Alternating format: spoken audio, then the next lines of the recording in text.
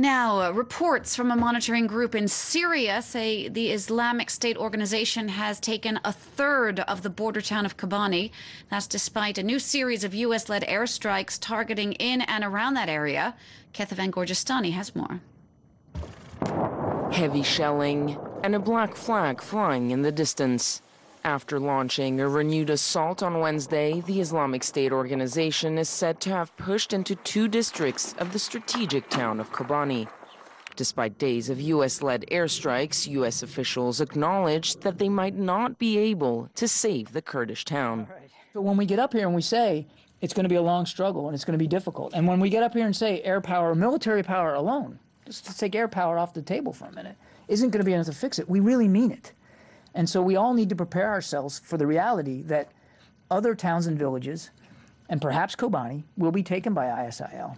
If Kobane fell, the terrorist group would control more than half of Syria's border with Turkey. After weeks of airstrikes aimed at degrading and destroying the Islamic State organization, the group is far from crippled.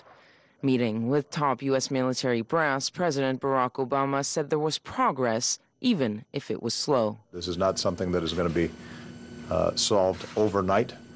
The good news is that there is a broad-based consensus, not just in the region, but among nations of the world, that ISIL is a threat to world peace, security, and order, that their barbaric behavior has to be dealt with.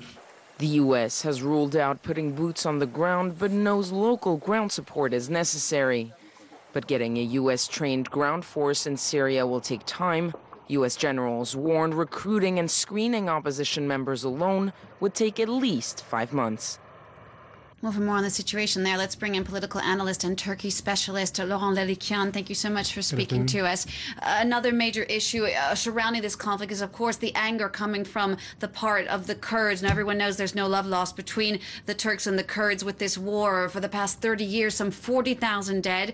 Do you think that anger over Kobane, we're seeing now these protests in the streets, could this reignite the situation?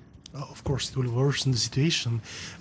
During the recent month, we had some moderate forces among the Kurds that took the lead, especially during the presidential elect.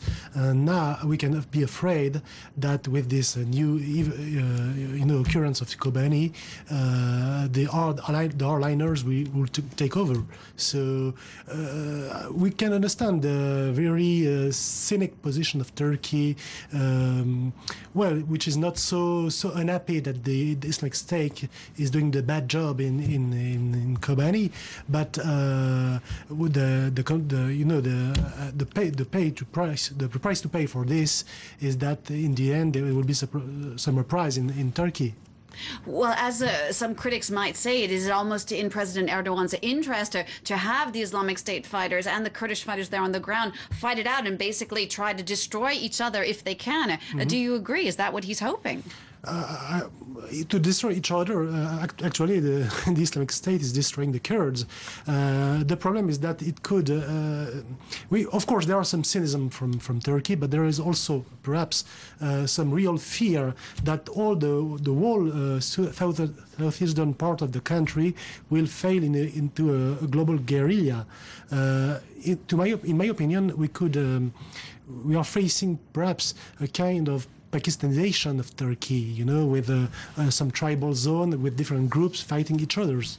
What do you think then is the solution? What will it take, and is it necessary for Erdogan or for Turkey, Ankara, to get its troops to move into Kobane?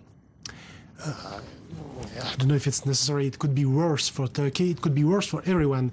I guess that the Kurds don't want this solution because they are afraid that the Turkish army could end the ethnic cleansing of the region. The Islamic State could confront the Turkish army too, and Turkey could be afraid that the whole its own territory could be involved in the conflict. So I don't know from the Turkish standpoint which is the best solution. I don't think there is a best solution. From the European standpoint, I think that we have the interest to contain the situation, to find some containment of the whole region. All right. Thank you so much, Laurent Leylekian, for coming in to speak to us. Thank you very much. Bye.